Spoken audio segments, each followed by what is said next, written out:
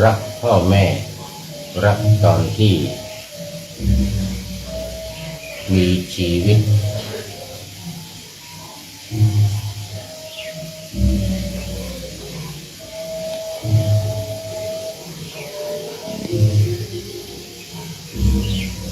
รู้สึกผิด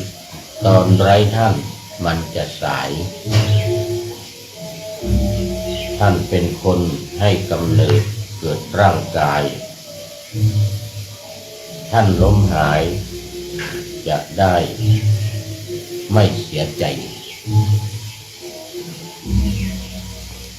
อย่าเกาะลงเรียกท่านมาทานข้าวอย่ามองดาวมองฟ้าน้ำตาไหลตอนท่านมีชีวิตคิดห่วงใยอย่าเสียใจตอนวันท่านไม่มีขอถวายความนอบน้อมแด่พระรัตนตรัยมีพระพุทธเจ้าเป็นต้นขอถวายความเคารพพระมหาเถระพระเถรานุเถระเจ้าคณะพระสังฆาธิการทั่วโลกมีพระเดชพระคุณพระธรรมเสนาบดีเจ้าคณะภาค7วัดพระธาตุดอยสุเทพเป็นต้นและขออำนวยพรในท่านผู้ฟังท่านผู้ชมสาธุชนพุทธบริษัททั้งหลายวันนี้รายการนาวาวังทองของวัดพระธาตุดอยสุเทพออกอากาศทางสถานีวิทยุ2 แห่ง คือสถานีวิทยุพระพุทธศาสนาแห่งชาติและจริยธรรมวัดพระธาตุดอยสุเทพระบบ FM 96 เมกะเฮิรตซ์มีพ่อครูวรรณพนามวงพรหมเป็นผู้อำนวยการอาจารย์พระมหาประสิทธิ์ประสาธิโกเป็นหัวหน้าสถานีและอาตมาภาพพระครูปริยัติยานุศาสตร์เป็นผู้บรรยายเป็นประจำในวันศุกร์เสาร์และอาทิตย์เวลา 7:30 นาที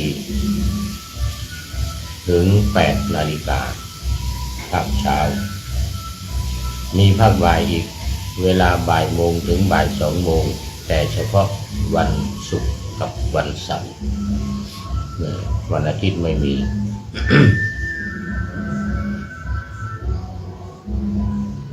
2 สถานีวิทยุเพื่อการศึกษาพระพุทธศาสนาและวัฒนธรรมสสว.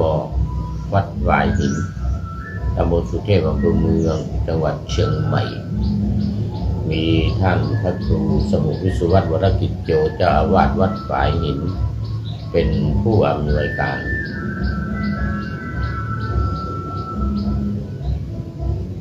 นำออกอากาศ4 วันคือวันพุธเวลา 17-18 นาฬิกาวันศุกร์และวันเสาร์เวลา 14-15 นาฬิกาและวันอาทิตย์เวลา 15-16 นาฬิกาวันนี้ก็บันทึกเสียงลงหน้ามานิดหน่อย3 ชั่วโมง 3-4 ชั่วโมงเป็นวัน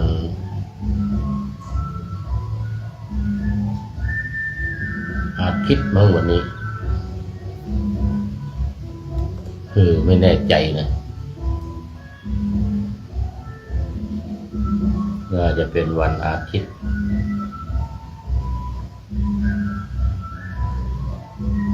เมื่อวันเสาร์วันอาทิตย์นี่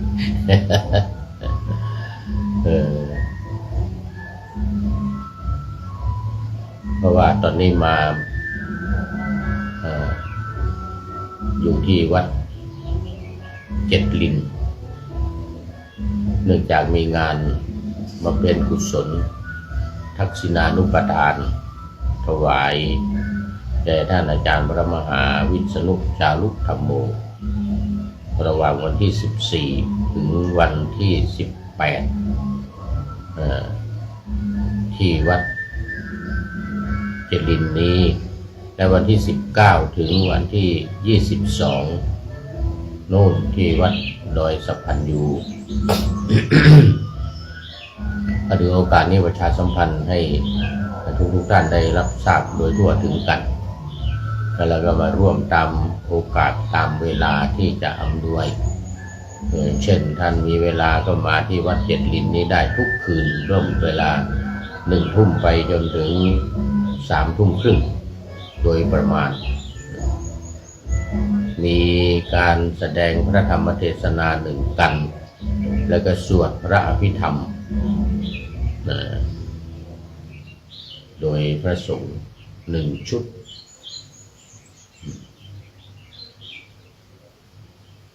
ทุกคืนไปจนถึงวันที่18แล้ววันที่19ก็จะมีทำบุญอุทิศใหญ่ในช่วงเช้า9 นาฬิกาถึง11 นาฬิกาสำหรับตอนเย็นก็เหมือนเดิมเวลา1 ทุ่มไปถึง3 ทุ่มครึ่งแต่ที่วัดดอยสัพพันยู ที่วัดดอยสัพพันยูกลางคืนวันที่19ตอนเช้าที่วัด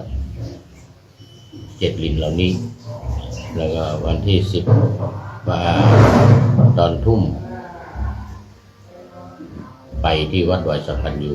19 20 21 3 คืนแล้ววันที่22ก็ตอนเช้าบำเพ็ญบุญทักษิณานุปทานเจริญสวดพุทธมนต์อาทิตตปริยายสูตรโดยพระสงฆ์ทรงสมณศักดิ์แล้วก็ภาคบ่ายก็มีพระธรรมเทศนา1 กันที่เวลาบ่ายโมงเสร็จจากพระธรรมเทศนาก็เป็นการทอดผ้าบังสุกุลพระสงฆ์ทั้งนั้นพิจารณาผ้าบังสุกุลไปจนถึงเวลา15 นาฬิกา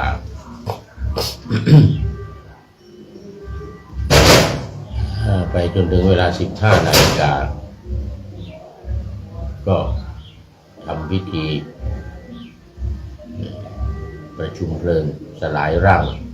อันไร้วิญญาณของอาจารย์พระมหาวิษณุจารุธรรมโมอดีตเจ้าวาดวัดเจ็ดลินก็จะเสร็จสิ้นก็ประมาณบ่าย 4 โมงครึ่งหรือไม่เกิน5 โมงเย็น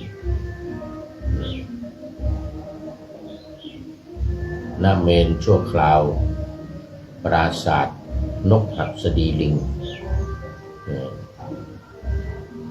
บริเวณหน้าวัดดอยสัพพันยูหน้าอาคารปต.ตำบลดอนเต่าอำเภอแม่วางจังหวัดเชียงใหม่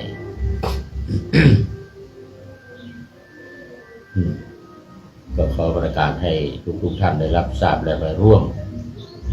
พิธีกันตามอัธยาศัยตั้งแต่วันที่14ไปจนถึง22อย่างน้อยก็สักครั้งหนึ่ง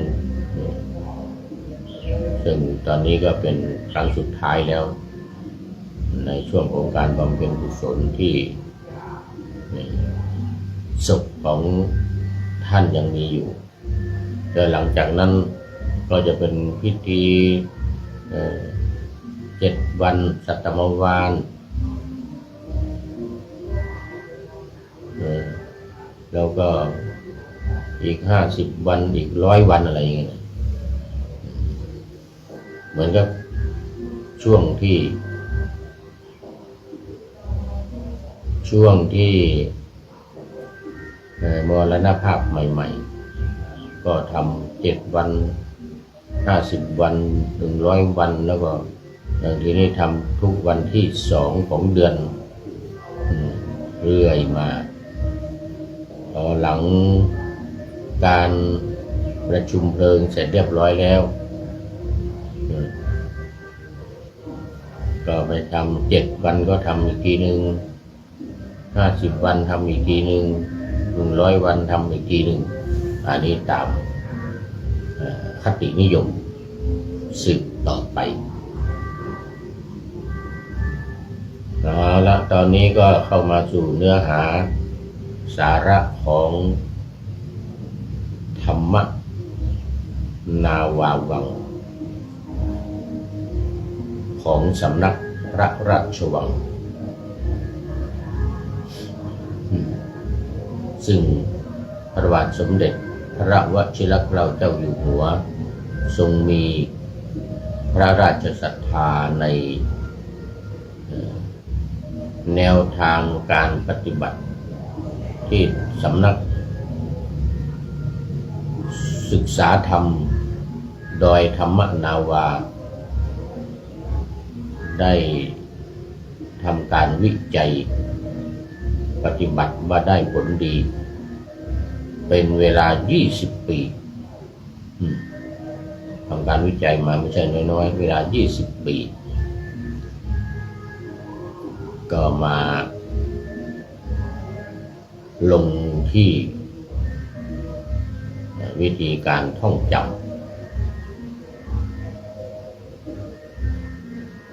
ในหลักการปฏิบัติสำคัญที่พระพุทธองค์ทรงวางไว้ในพระไตรปิฎก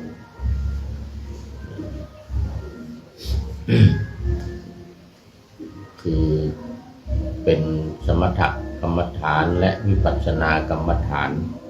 แต่ทางสำนักเราไม่ได้เรียกว่าสมถะไม่ได้เรียกว่าวิปัสสนาแต่ ทำตามหลักการวิปัสสนาข้อที่3เดี๋ยวหลักการสมถกรรมฐานในข้อที่3หลักการของวิปัสสนาทั้งหมดเลยข้อที่3ก็คืออนุสรณานัยยะในฝ่ายสมถะนั้นมีอยู่3อย่างก็คือปริกรรมนัยยะการบริกรรมเพื่อให้จิตสงบ 2. พรรณนานัยยะการนับก็เพื่อให้จิตสงบและ3. อนุสรณานัยยะการระลึกตามก็เพื่อให้จิตสงบเหมือนกันเป้าหมายของสมถกรรมฐานคือตามศัพท์ว่าสัมมะแปลว่าสงบก็จะมุ่งให้จิตสงบ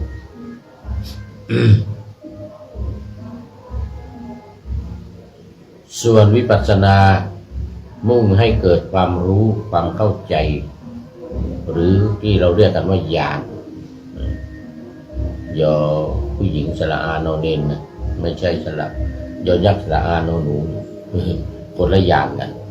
ญาณตัวนี้แปลว่าการอย่างรู้ลึกซึ้งรู้ลึกรู้ซึ้งรู้อย่างแท้จริงและละได้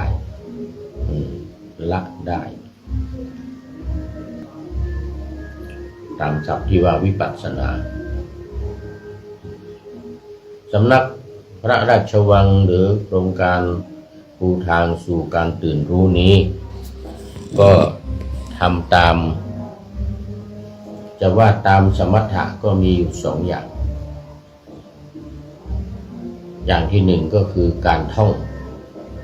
องนี้ภาษาบาลีว่าปริกรรมะแปลว่าท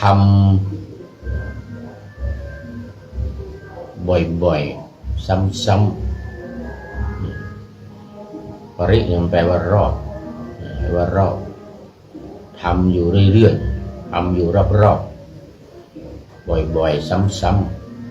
ๆภาษาไทยก็คือท่องนั่นเองอันเดียวกันแต่เป้าหมายต่างกันของสำนักพระราชวังนี้เป้าหมายคือการให้จ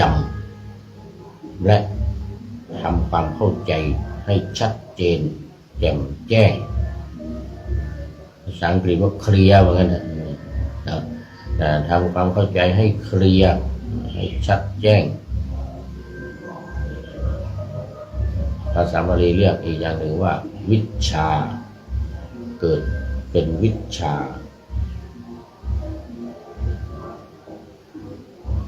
ทั้งหมดจะว่าเป็นวิชาจะเป็นญาณ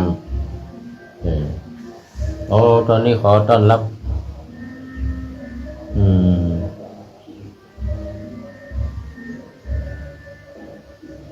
ชาญชัยชาญชัยจันแท่นเป็นพระหรือเปล่าถ้าเป็นพระก็ขออภัยด้วยมองเห็นไม่ชัดเจนอยู่ไกลๆชาญชัยจันแท่น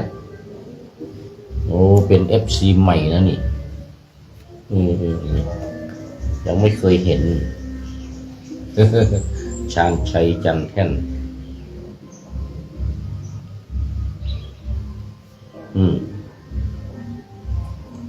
ชาญชัยจันแท่น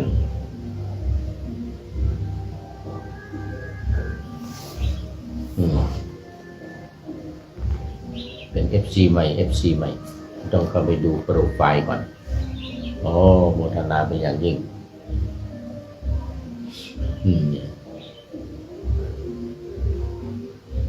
เข้ามาเป็นท่านแรกวันนี้นึกว่าไม่มีใครแล้วเพราะว่าช่วงนี้เป็นช่วงทำการทำงานกันหรือช่วงเตรียมอาหารอย่างที่วัดตอนนี้ก็กำลังเตรียมภัตตาหารเพลเตรียมภัตตาหารเพลเดี๋ยว 11:30 นาทีฉันภัตตาหารเพลรายการนี้จบพอดี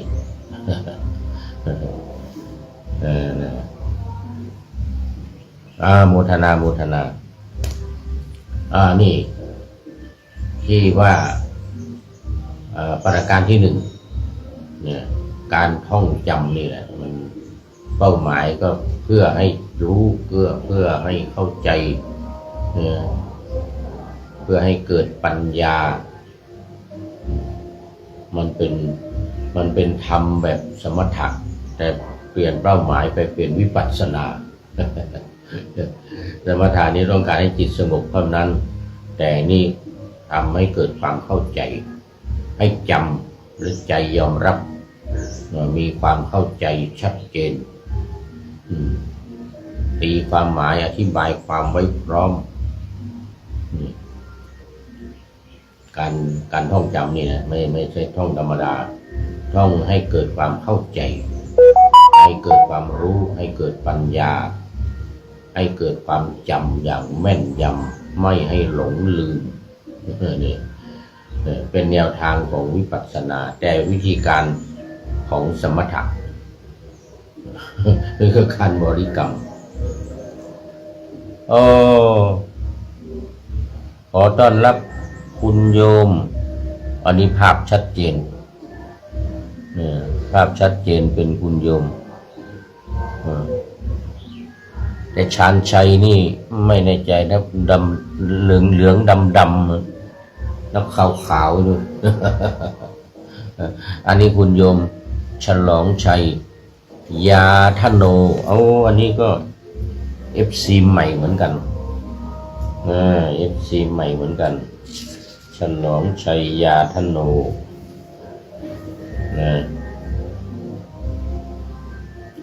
โมทนาฉลองชัยยาธโน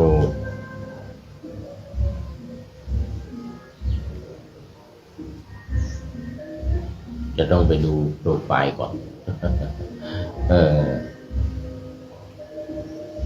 โมทนาคุณโยมฉลองชัยเป็น FC ใหม่เดี๋ยวก็จะเป็น FC ตัวจริง เดี๋ยวเป็น FC ตัวจริงละ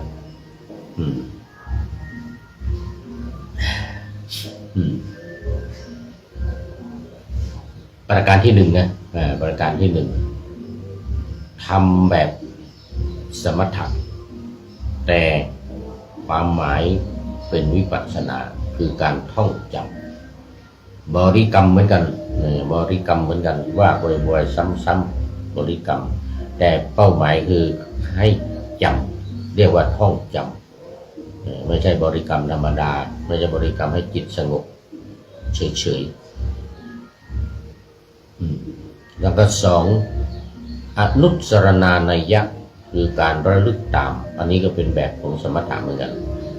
ถ้าเรามีปริกรรมนัยยะคณนานัยยะหรือว่าอนุสรณานัยยะของสำนักพระราชวังนี้มีอนุสรณานัยยะเหมือนกันคือการระลึกตามหมายถึงการระลึกถึงพระรัตนตรัยนี่ในหลักการที่หนึ่งวิธีการข้อที่หนึ่งคือระลึกพระรัตนตรัย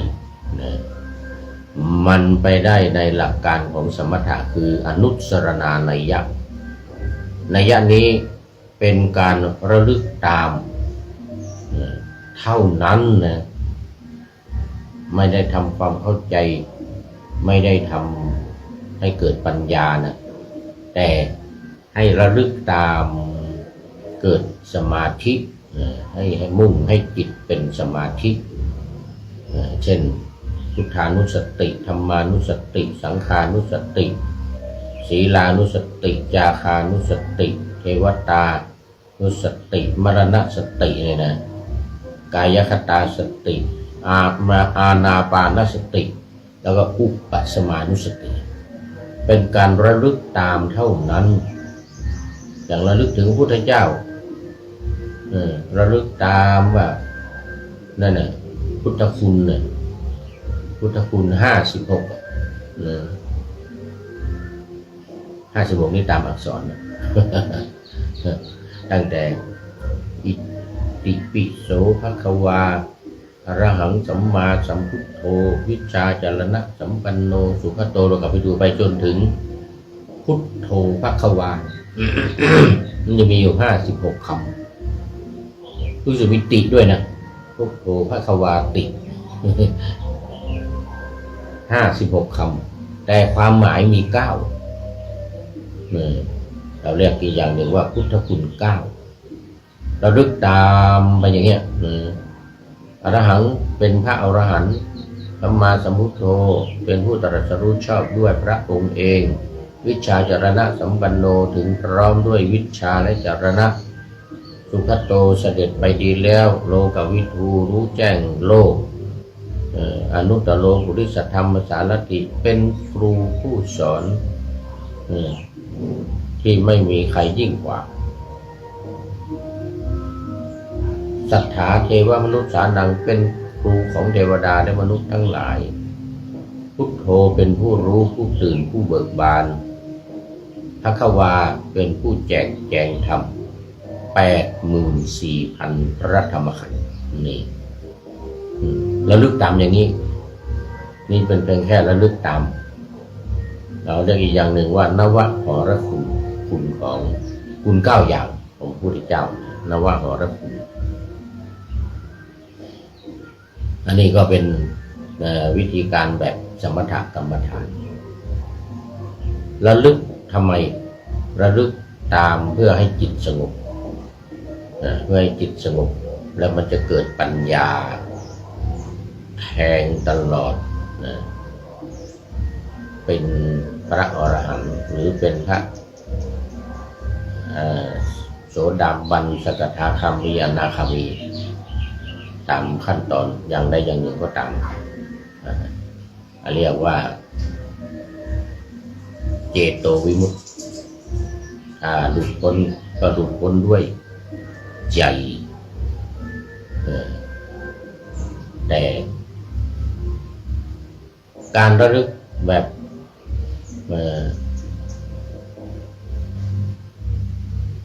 ธรรมนาวาวังหรือสำนักหรือโครงการปูทางสู่การตื่นรู้นี้สู่การตื่นรู้อันนี้จะเป็นการระลึกเพื่อยึดถือเป็นที่พึ่งเป็นสรณะทำความเข้าใจตีความหมายอธิบายความท่องทั้งภาษาบาลีทั้งคำแปลอย่างคำว่าพุทโธเมนาโถเนี่ยธัมโมเมนาโถสังโฆเมนาโถพระพุทธเจ้าเป็นที่พึ่งของเราพระธรรมเป็นที่พึ่งของเราพระสงฆ์เป็นที่พึ่งของเราเป็นสรณะเป็นที่พึ่งของเราเป็นนาโถเป็นนาถังโอ้ตอนนี้ขอต้อนรับคุณโยมจันเพ็ญคำโพธากราบหลวงพ่อสาธุเจ้าโอ้โมทนาโมทนาโยมจันเพ็ญก็อยู่นี่แหละอยู่ในงานเมื่อวานก็อยู่ทั้งวันทั้งคืนกลับจนดึกแต่ว่าอยู่ใกล้อยู่ตำบลแม่เหี่ยเนี่ยอำเภอเมืองเรานี่เองตอนนี้ไม่ทราบว่าอยู่บ้านหรือมาที่วัดแล้วเมื่อวานนี้ก็เตรียมอาหารข้าวขาหมูเมื่อวานนี้นะข้าวขาหมูหรือหมูแดงเนี่ยข้าวขาหมูวันนี้ไม่รู้ทำอาหารอะไรนะเดี๋ยว11:30นี่นะเราลงไปฉันเพลเป็นลูกศิษย์ก้นกุฏิของท่านอาจารย์พระมหาวิษณุจารุธรรมโมมาประจำไปที่ไหนไปก็ไปด้วยกันเนี่ยโอ้ไปถึงต่างประเทศไปภาคใต้ไปภูเก็ตไปพังงาโมทนานี่สมถะที่วิธีที่สำนักศึกษาธรรมโดยธรรมนาวายึดถือปฏิบัตินี่คือการระลึกพระรัตนตรัยพระพุทธพระธรรมพระสงฆ์ยึดถือเป็นที่พึ่งเป็นสรณะทำความเข้าใจตีความหมายอธิบายความให้เข้าใจชัดเจนท่องจนจำไม่ใช่ระลึกธรรมดาท่องให้จำด้วยท่องให้จำไม่ใช่ระลึกธรรมดาตามแนวของสมถะคือระลึกธรรมดาคือให้จิตสงบเท่านั้นแต่ทางสำนักศึกษาธรรมนี่นำมาปฏิบัติเป็นจริงเป็นจังระลึกแล้วถือเป็นที่พึ่งเป็นสรณะสรณะอื่นไม่มีพระรัตนตรัยนี้เท่านั้นเรียกว่านัตถิเมสรณังอัญญังสรณะอื่นของข้าพเจ้าไม่มีพุทโธเมสรณังวรังพระพุทธเจ้าเป็นที่พึ่งอันประเสริฐของข้าพเจ้าธัมโมเมสรณังวรังพระธรรมเป็นที่พึ่งอันประเสริฐของข้าพเจ้าสังโฆเมสรณังวรังพระสงฆ์เป็นที่พึ่งอันประเสริฐของข้าพเจ้าอันนี้เป็นการระลึกแบบไม่ใช่ให้จิตสงบอย่างเดียวไม่ใช่ให้จิตสงบแล้วไม่มุ่งหมายให้จิตสงบด้วยเป็นการระลึกแบบทำความเข้าใจให้ชัดเจนแจ่มแจ้งแล้วก็ปฏิบัติตามอย่างเคร่งครัดโอ้คุณโยมจากมีล้านนาร้านมีล้านนาโอ้นี่หายไปหลายวันแล้วนะเนี่ยหายไปหลายวันนี่กำลังเข้ามานี่ไม่นานเมื่อ2-3 วันก่อนก็เข้ามา น้อมกราบไหว้สาเจ้าสาธุสาธุสาธุเจ้าข้าโอ้ดีใจดีใจวันนี้คุณโยมจะมีล้านนาเข้ามาแล้วหลังจากห่างเหินไปหลายวัน2-3 วันรายการของเราก็ลอยไปลอยมาเนี่ยตอนนี้ก็มาที่วัดเจ็ดลินเราสมบัติกันอยู่บนวัดพระธาตุดอยสุเทพตอนนี้มีงานที่วัดเจ็ดลินจนถึงวันที่18นู่นนะแล้ววันที่19ก็จะไปสัพพัญญู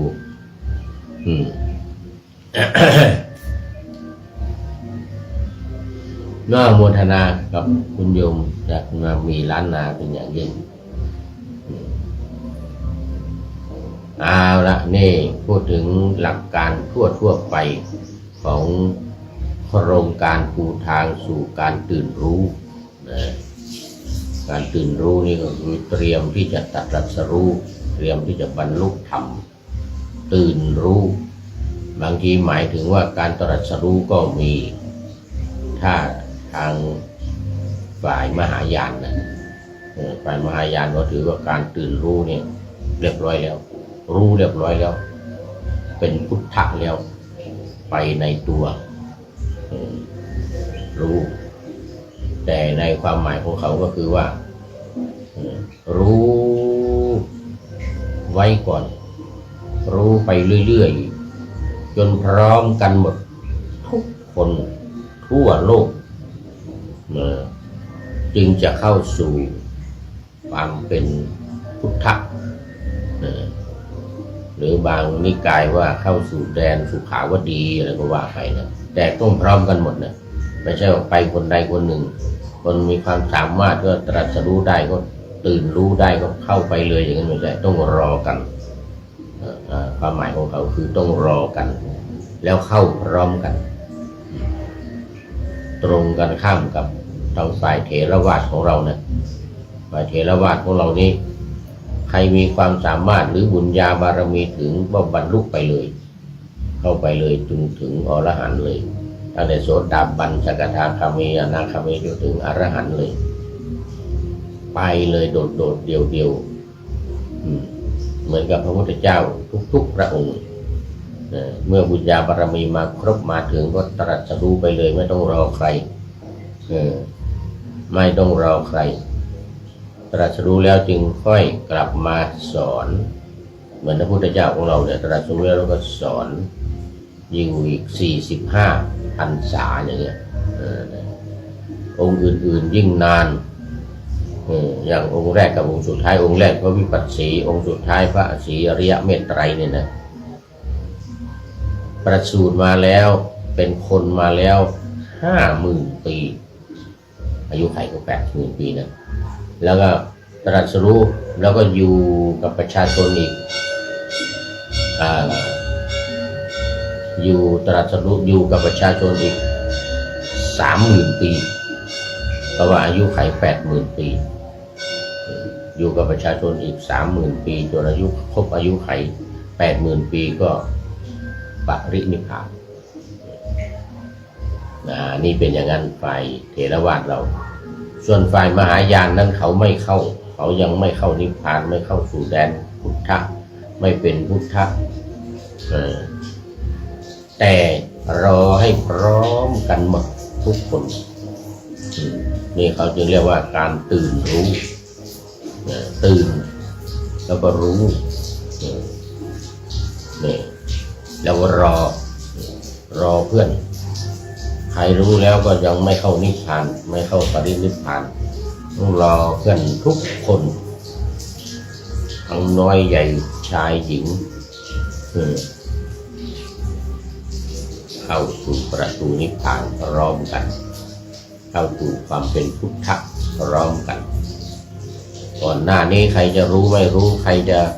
สามารถรู้ขนาดไหนยังไงก็รอก่อนรอก่อนเอาละคราวนี้พูดถึงหัวข้อย่อยที่กำลังนำเสนอในรายการอยู่ทุกครั้งที่ผ่านมาเป็นเรื่องของชาวทิพย์นะ คือทั้งเทวดาทั้งเปรตทั้งอสุรกายทั้งสัตว์นรกทั้งหลายเนี่ยเรียกเป็นชาวทิพย์หมด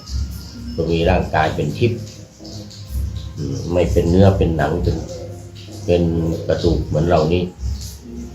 จับต้องไม่ได้เหมือนกันเนี่ยจับต้องไม่ได้แม้แต่การเป็นสามีภรรยาแต่งงานกันนี่นะก็ไม่มีการส่งเสพมาเมถุนกันสามีกับภรรยาของชาวทิพย์นี่นะแค่มองกันอย่างนี้เป็นแล้วดีใจแล้วเป็นแล้ว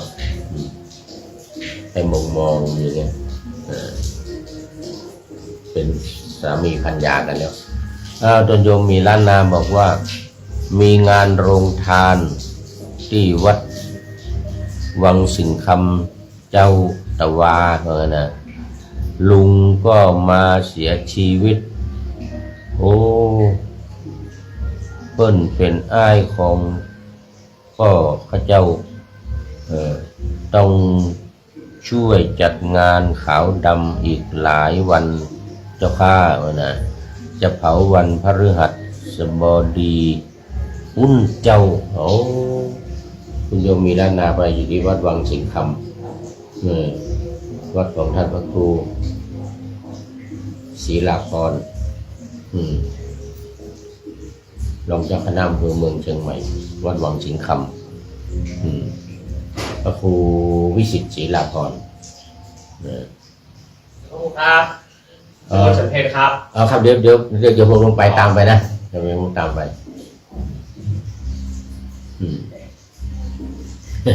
มานิมนต์ฉันเพลแล้วตอนนี้11 นาฬิกาแล้วคุณโยมมีล้านนาที่วัดบางสิงคำเริ่มเมื่อวานนี้เพราะว่าลุงเสียชีวิตเป็นอ้ายของเป็นพี่ชายของพ่อเป็นพี่ชายของพ่อต้องช่วยกันจัดงานขาวดำอีกหลายวันวันนี้อาทิตย์จันทร์อังคารพุธพฤหัสอีก4 วันอีก4 วันจะเผาประชุมเพลิงพระมาเรื่องประชุมเพลิงชาปนกิจจะเผาวันพฤหัสบดีอีก4 วันอีก4 วันก็ขอแสดงความเสียใจไว้อาลัยกับคุณโยมลุงของคุณโยมเจ้าของร้านมีล้านนาไว้แล้วก็โปรงธรรมสังเวชด้วยคือเป็นธรรมดาของชีวิตคนเราที่จะต้องตายจะต้องตายไม่มีใครหลีกเลี่ยงได้ไม่มีใครพ้นได้โรงพยาบาลก็แค่ยืดวันยืดเวลาไปเท่านั้นจะไม่ให้ตายนี่ไม่ได้เช่น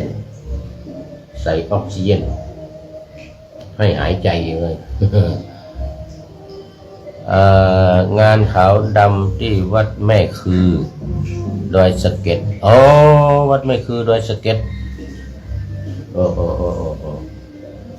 งานขาวดำอยู่ที่วัดแม่คือดอยสะเก็ดอำเภอดอยสะเก็ดที่วัดวังสิงคำนี่ไปร่วมงานไปจัดโรงทานวัดวังสิงคำเมื่อวานอันนี้หลวงพ่อก็อยู่ที่วัดเจ็ดลินวัดเจ็ดลินก็งานขาวดำเหมือนกันขาวดำเหมือนกันพักอยู่ที่นี่ถึงวันที่19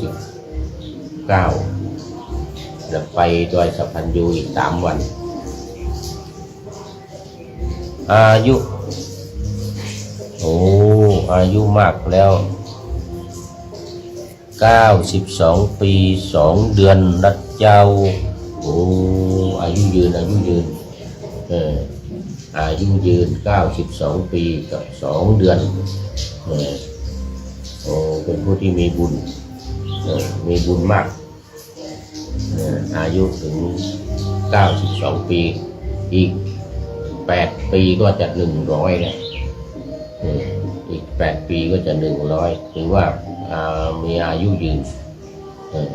โอ้ขอชื่นชมอนุโมทนาเป็นอย่างยิ่ง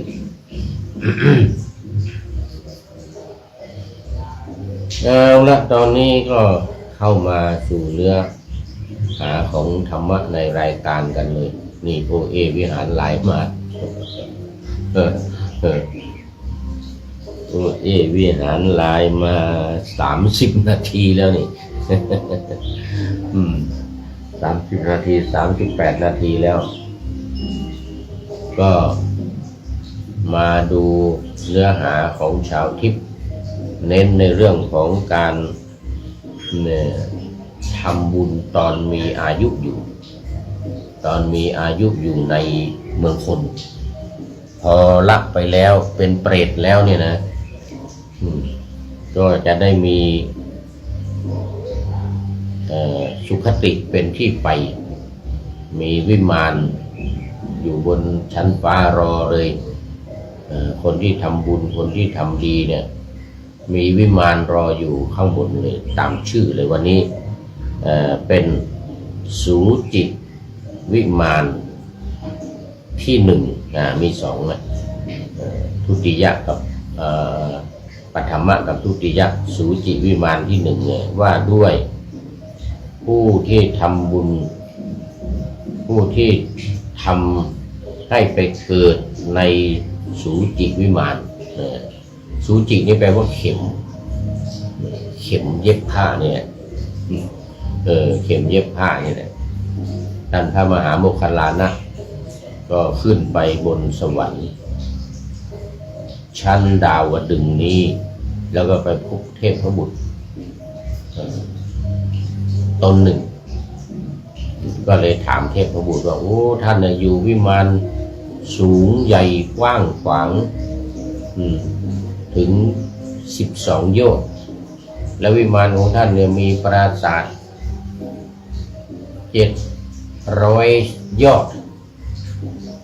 อันนี้เหมือนกับเมื่อวานที่ผ่านมาสูตรที่ผ่านมาเมื่อวานวิมานที่ผ่านมาเมื่อวานอันนี้เป็นสูจิวิมานท่านได้ทำบุญอะไร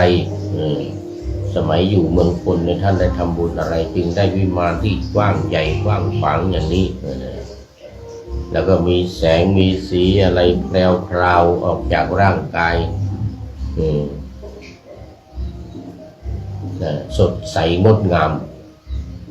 สว่างไสวอย่างนี้เทพบุตร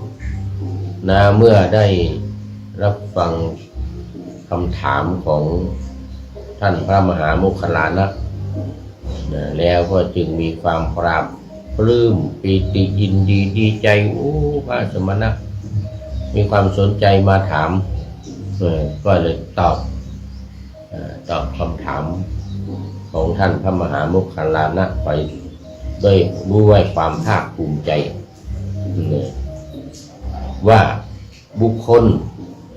ให้สิ่งใดผลสิ่งนั้นย่อมไม่มีแต่ย่อมมีผลดีกว่าสิ่งที่ตนให้ข้าพเจ้าได้ถวายเข็ม2 เล่ม เข็ม2 เล่มการถวายเข็มนั้นแลเป็นเหตุให้ข้าพเจ้าได้สมบัติอันประเสริฐโอ้ข้าพเจ้ามีวันหน้างามเช่นนี้เพราะบุญกรรมนั้นเป็นต้นนะแล้วก็มีรัศมีสว่างไสวทั่วไปทุกทิศอย่างนี้เพราะบุญกรรมอันนั้นคือบุญกรรมที่ได้ถวาย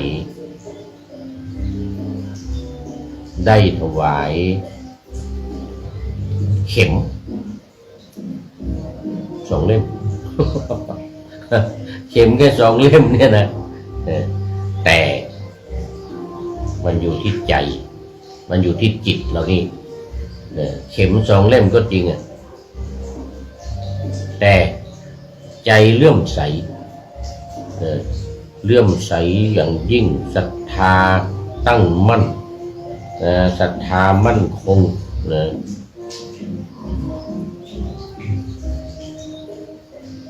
เป็นเหตุให้ได้สมบัติอันประเสริฐข้าพเจ้ามีวรรณะเช่นนี้เพราะบุญกรรมนั้นแล้วก็การถวายมีอีกสองอย่างนะอันนี้มีที่หนึ่งที่สองวิมานที่หนึ่งนี่แล้วก็มีวิมานที่สองเหมือนเดียวกันนี่แหละแต่การเลื่อมใสการถวายจะต่างกันนิดนึงนี่วิมานที่หนึ่งนี่ถวายแก่พระพุทธเจ้าพระพุทธเจ้าหรือพระปัจเจกพุทธเจ้าอย่างนี้แต่อีกวิมานหนึ่งวิมานที่สองนั้นถวายเข็มเหมือนเดียวกันนี่แหละด้วยจิตที่เลื่อมใสศรัทธาแก่พระเถระรูปใดรูปหนึ่งอันนี้ถวายแก่พระสงฆ์ไม่ใช่ถวายพระพุทธเจ้าแต่พระเถระรูปนั้นเป็นผู้มีองค์คุณเป็นพระอรหันต์ได้ถวายด้วยความตั้งใจด้วยความเลื่อมใสอย่างแท้จริงจึงได้มาเกิดบนวิมานนี้คือวิมานที่เรียกว่าสูจิวิมานใครไม่ได้ถวายเข็มไม่ได้มาอยู่สูจิวิมานนะ ดังนั้นญาติโยมทั้งหลายอย่าไปดูถูกดูหมิ่นนะเข็มสองเล่มเนี่ยนะ เข็มสองเล่มมองแทบจะไม่เห็นเนี่ยนะดูมีอานิสงส์อยู่บนปราสาทถึง700 ยอดโอ้ใหญ่โตความกว้างความกว้างความยาวเนี่ย120 โยชน์120 โยชน์แล้วว่าเอา16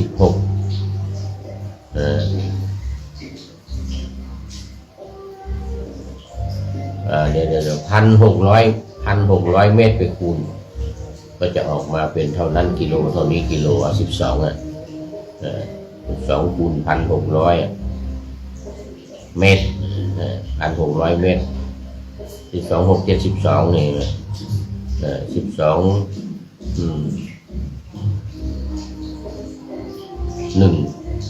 12เป็น7โอ้72,000 ตารางกิโลเมตรไม่ใช่ธรรมดา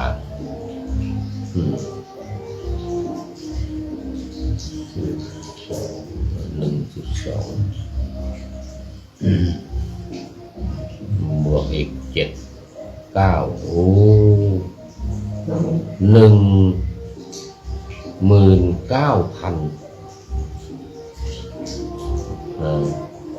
เดี๋ยว192,000 กิโลเมตรนี่คิดผิดก็ขออภัยด้วย คิดในใจ เหมือนสมัยก่อนนะเวลาสอบนะโรงเรียนประถมเวลาสอบเนี่ยเราต้องไปสอบแล้วก็ให้คิดในใจนะ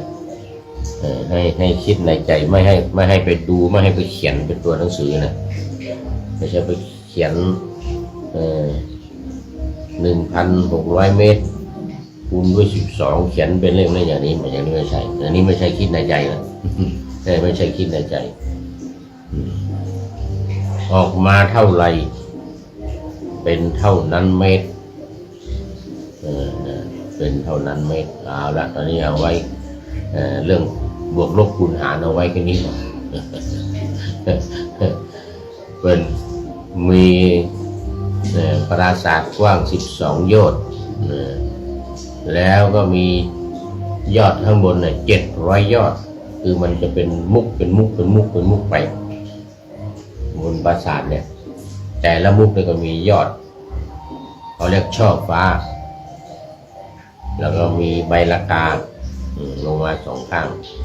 ช่อฟ้าอยู่ตรงกลางตรงนี้เองนี่เขาเรียกว่า700 ยอดที่ว่า700 ยอดมีอย่างนี้ตรงนี้แหละเทพบุตรนี่ก็แต่ว่าสมบัติอันประเสริฐข้าพเจ้ามีวรรณะเช่นนี้เพราะบุญกรรมนั้นมีรัศมีสว่างไสวไปทุกทิศอย่างนี้ก็เพราะบุญกรรมนั้นสูจิวิมานที่หนึ่งนี้ก็จบนะแต่ในวิมานที่สองก็เหมือนเดียวกันนี่แหละถามคำตอบเหมือนเดิมเปลี่ยนอยู่นิดเดียวก็คือถวายพระเถระรูปใดรูปหนึ่งที่เป็นอรหันต์แต่พระเถระที่เป็นอรหันต์รูปใดรูปหนึ่งเมื่อกี้นี้สูจิวิมานที่หนึ่งนั้นถวายพระพุทธเจ้าถวายพระพุทธเจ้าแต่ว่าวิมานที่สองนี้ถวายพระเถระรูปใดรูปหนึ่งก็ถือว่าจบไปทั้งสองวิมานทั้งสองวิมานสูจิวิมานที่หนึ่งสูจิวิมานที่สองแปลว่าเหตุที่ได้มาเกิดในบนสวรรค์ชั้นนี้ยาว12 โยชน์ที่ว่ามาเนี่ยนะเพราะได้ถวายเข็ม2 เล่มสุดวิมานที่หนึ่งถวายแด่พระพุทธเจ้าผู้ทรงศีลวิมานที่สองถวายแก่พระเถระพระมหาเถระผู้บรรลุเป็นพระอรหันต์แล้วนี่เป็นกรรมบุญยกรรมที่ผู้ละไปแล้วจากโลกนี้ได้ทำและผลนั้นก็ส่งไปให้ตัวเองวิมานจะรออยู่ข้างบนเพื่อตัวเองเรียบร้อยแล้ววันนี้คุณโยมมีล้านนาเป็นท่านสุดท้ายเข้ามาสู่รายการวันนี้และท่านอื่นๆที่ผ่านไปแล้วเนี่ยมีมันมองไม่เห็นแล้วเป็นต้นเหมือนก็แล้วกันคุณโยมยังมีล้านนาเป็นต้นเข้าสู่เส้นใจของรายการวันนี้ขอโมทนาเป็นอย่างยิ่งอันนี้ก็มาดูข้อคิดท้ายรายการข้อคิดท้ายรายการบอกว่าอันนี้ได้จากคำกลอนผมจะนำประกาศว่าคำกลอนเป็นคำกลอนสอนชีวิตนี่แหละเขียนไว้ว่ารักพ่อแม่รักตอนที่มีชีวิตรู้สึกผิดตอนไร้ท่านมันจะสายคือเมื่อท่านตายไปแล้วเรารู้สึกผิดมันสายไปแล้วท่านเป็นคนให้กำเนิดเกิดร่างกายท่านล้มหายจะได้ไม่เสียใจอย่าเกาะโลงเรียกท่านมาทานข้าวอย่ามองดาวมองฟ้าน้ำตาไหลตอนท่านมีชีวิตคิดห่วงใยอย่าเสียใจตอนวันท่านไม่มีอันนี้ก็โมทนาขอบคุณ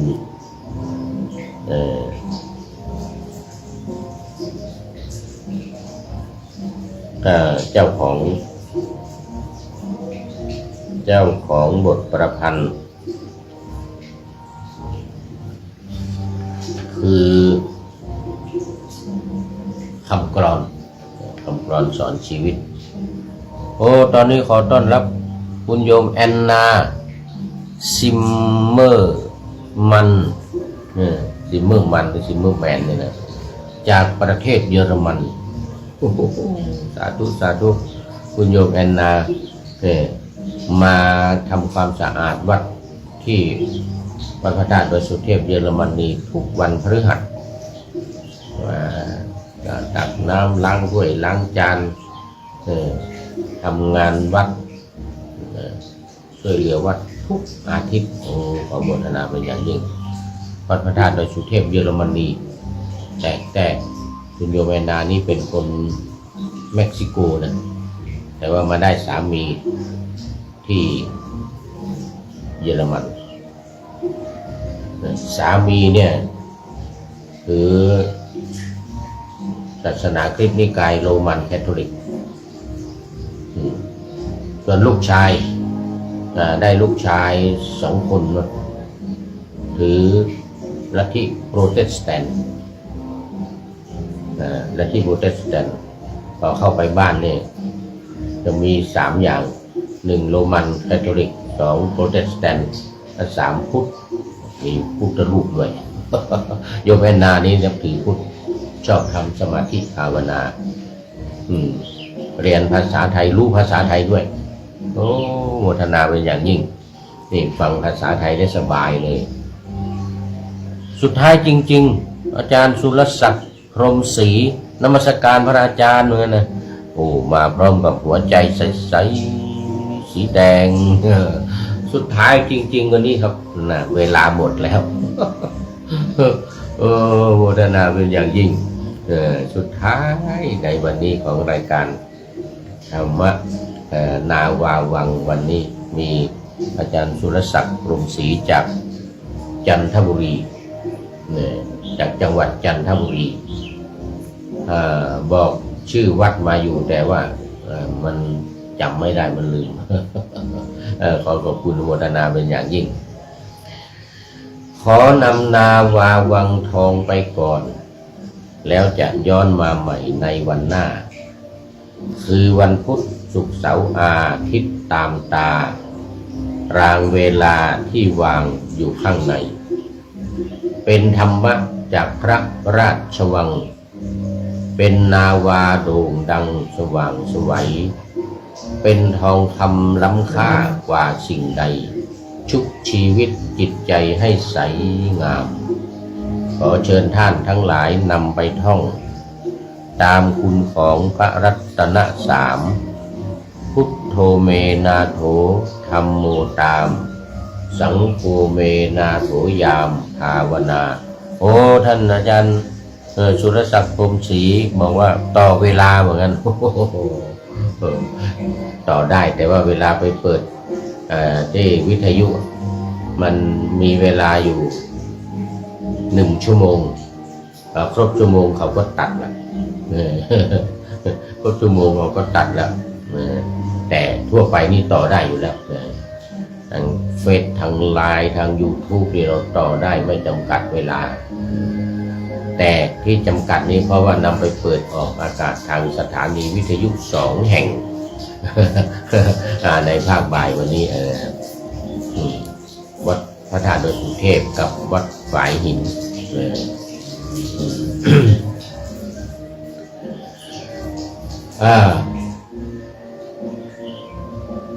ขอเชิญท่านทั้งหลายนำไปท่องตามคุณของพระรัตนสามพุทโธเมนาโถธัมโมตามสังโฆเมนาโถยามภาวนาว่าบ่อยๆซ้ำๆจำในจิตจนมันติดในใจไม่หายหน้านอนนั่งยืนเดินจำทุกเวลาตั้งแต่ตื่นขึ้นมาถึงหลับไปขอท่านได้ผลจากปฏิบัติได้กำจัดความทุกข์พบสุขใสพลันปลอดโปร่งโล่งสบายทั้งกายใจอยู่ที่ใดใจสงบพบนิพพานขอเจริญพร